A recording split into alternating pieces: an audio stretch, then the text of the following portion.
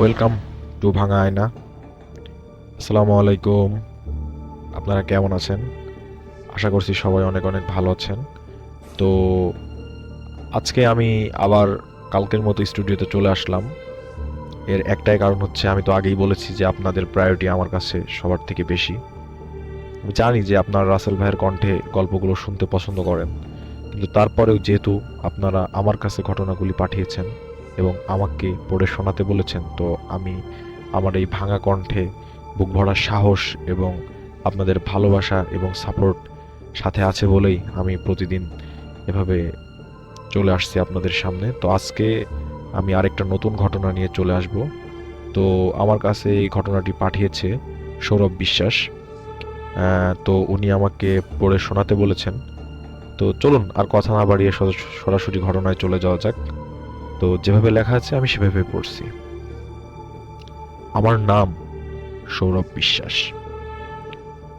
আমার বাড়ি গোবিন্দপুর এলাকা। তো ভাইয়া, আমি আপনার চ্যানেলের ভিডিওগুলো শুনি এবং খুবই এনজয় করি। তো আজকে আমি আমার দাদুর সাথে ঘটে যাওয়া একটি ঘটনা আপনার লিখে পাঠালাম। তো ভালো লাগলে অবশ্যই লিসেনারদের সাথে শেয়ার করবেন।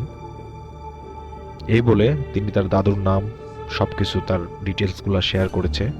তো এগুলো আমি ব্যক্তিগত কারণে প্রকাশ করতে অনিচ্ছুক, তবে আপনারা চাইলে তার সাথে যোগাযোগ করতে পারেন। তো চলুন এবার ঘটনায় চলে যাওয়া যাক। রাত তখন গভীর। গ্রামের এক কোণে শতবর্ষী পুরনো এক জমিদার বাড়ি শান্তিনিকেতন দাঁড়িয়ে আছে নিঃসঙ্গভাবে। বাড়ির মালিক তন্ময় চৌধুরী ছদ্মনাম। শহর থেকে এসেছেন পৈতৃক সম্পত্তির খোঁজ নিতে। বলা হয় এ বাড়িতে এক নিশীথ রাতের অভিজ্ঞতা বা অভিশাপ লুকিয়ে আছে। সৌরভ বিশ্বাস করেন না ভূতে, কিন্তু গ্রামের বৃদ্ধ হরিপদ কাকু তাকে সাবধান করে বলেন, বাবু, নিশীথ রাতে ওই পুরনো ঘরের দরজা খুলবেন না। তন্ময় হেসে উড়িয়ে দেয় কথাটা, কিন্তু সেদিন রাতেই তিনি অদ্ভুত কিছু অনুভব করলেন। গভীর রাতে এক অজানা কণ্ঠস্বর ভেসে আসলো। তুমি কেন এসেছ? চলে যাও, চলে যাও। তন্ময় প্রথমে ভেবেছিলেন ভুল শুনছেন, কিন্তু শব্দটা স্পষ্ট হচ্ছিল। হঠাৎ জানালার বাইরে ছায়ামূর্তি দেখতে পেলেন তিনি। পরদিন সকালে গ্রামের পঞ্চায়েত প্রধান বৃদ্ধ রমেশ কাকার কাছে গেলেন তন্ময়। তিনি শোনালেন বাড়ির পুরনো ইতিহাস, প্রায় 100 বছর আগের কথা। এই জমিদার বাড়ির একমাত্র কন্যা নিধি দেবী এক নিশীথ রাতে রহস্যজনকভাবে নিখোঁজ হন। কেউ বলে তিনি আত্মহত্যা করেছিলেন, আবার কেউ বলে বাড়ির অন্ধকার ঘরের মধ্যে লুকিয়েছিল এক অভিশপ্ত শক্তি। সেদিনের পর থেকে যেই রাতের বেলা ওই ঘরে প্রবেশ করেছে, সে আর ফিরে আসেনি। তন্ময় অবাক হয়ে ভাবতে লাগলেন। তিনি ঠিক করলেন রাতে সেই রহস্যের সমাধান করবেন। তো এভাবে রাত বাড়তে থাকলো। রাত বাড়ার সঙ্গে সঙ্গে অদ্ভুত শীতল অনুভূতি হতে লাগলো। তন্ময় একটি মোমবাতি হাতে নিয়ে পুরনো ঘরের দরজার সামনে দাঁড়ালেন। দরজার গায়ে হাত রাখতেই কেমন যেন এক অদৃশ্য শক্তি তাকে ধাক্কা দিল। হঠাৎ দরজার ফাঁক দিয়ে এক জোড়া লাল চোখ দেখতে পেলেন তিনি। লাল চোখের আভাস পেয়ে মোমবাতি হাতে কাঁপতে লাগলেন। বাতাস থমকে গেল। পিছন থেকে ভেসে এলো সেই কণ্ঠস্বর, তুমি চলে যাও, আমি ফিরে আসতে চাই না, তুমি চলে যাও।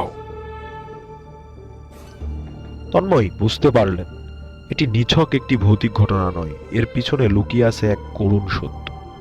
পরের দিন তিনি গ্রামের পুরনো নথি ঘেঁটে জানলেন নিধি দেবীকে বাড়িরই এক লোভী আত্মীয় হত্যা করেছিল। তাকে নির্মমভাবে কুপিয়ে তার শরীর থেকে তার মাথা আলাদা করে তাকে হত্যা করা হয়।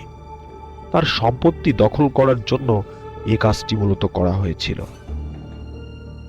তন্ময় সিদ্ধান্ত নিলেন এই সত্য প্রকাশ করতেই হবে, তিনি পুলিশকে খবর দিলেন আর গ্রামের মানুষজনকে নিয়ে বাড়ির পুরনো কুয়া খনন করতে লাগলেন। তারা কেউই জানতেন না যে তন্ময় কেন এই কুয়াটি খনন করতে বলছে।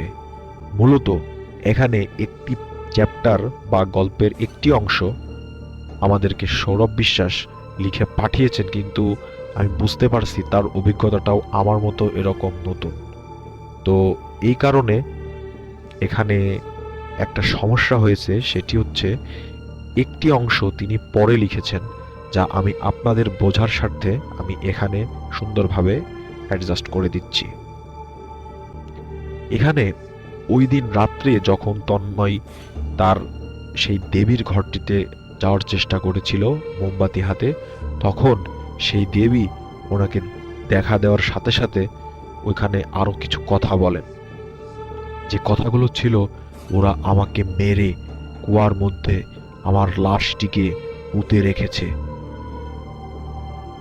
তুমি আমার এই অকাল মৃত্যু এবং এই পাপের শাস্তি ওদেরকে দেবে, না হলে আমি তোমাকেও মেরে ফেলবো।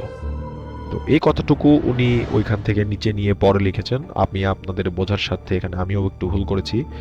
তো আমি চাই না ঘটনার মধ্যে আজে বাজে কথা বলতে। চলুন পরবর্তী ঘটনাতে চলে যাওয়া যাক। তো অবশেষে সেই কুয়া খনন করে কুয়ার নিচে পাওয়া গেল এক কঙ্কাল। পুলিশ নিশ্চিত করলো এটি নিধি দেবীর দেহাবশেষ। তার আত্মা এতদিন এই বাড়িতে ঘুরে বেড়াচ্ছিল ন্যায় বিচারের অপেক্ষায়।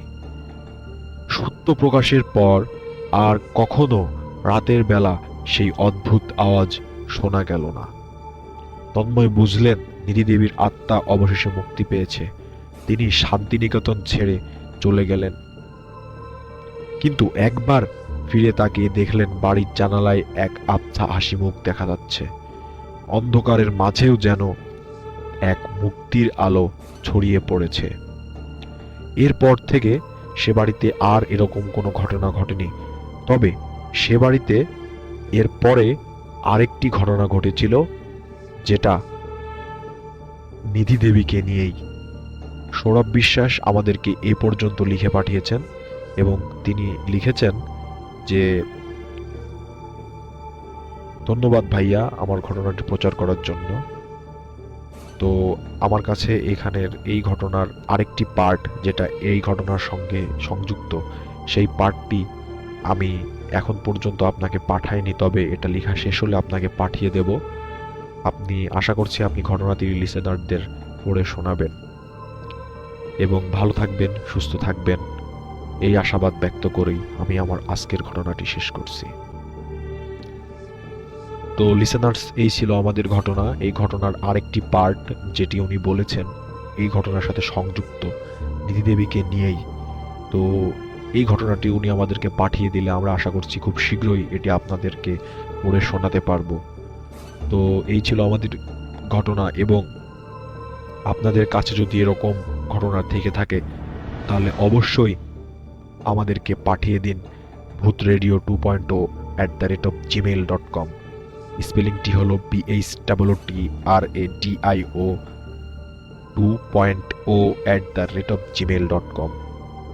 ঘটনাটি ভালো লাগলে অবশ্যই কমেন্ট করতে ভুলবেন না। এবং আমি জানি আমি আপনাদেরকে রাসেল ভাইয়ের মতো সেরকম দরজ কণ্ঠে আপনাদেরকে হয়তো আনন্দ দিতে পারবো না, তারপরেও আপনাদের সাপোর্ট এবং ভালোবাসায় আমি এভাবে শুরু করেছি এবং আশা করি আপনারা আমার পাশে থাকবেন এবং আমরা খুব শীঘ্রই 1000 সাবস্ক্রাইবারের একটি পরিবার সম্পূর্ণ করতে যাচ্ছি। তো 1000 সাবস্ক্রাইবারের একটি সম্পূর্ণ পরিবার তৈরি হওয়ার পরে আপনাদের জন্য একটি লোমহর্ষক ঘটনা নিয়ে আমি উপস্থিত হব ইনশাল্লাহ। তো আজকের মতো এই পর্যন্তই। ভালো থাকবেন, সুস্থ থাকবেন এবং মোস্ট ইম্পর্টেন্টলি আমাদের সাথে থাকবেন। ধন্যবাদ।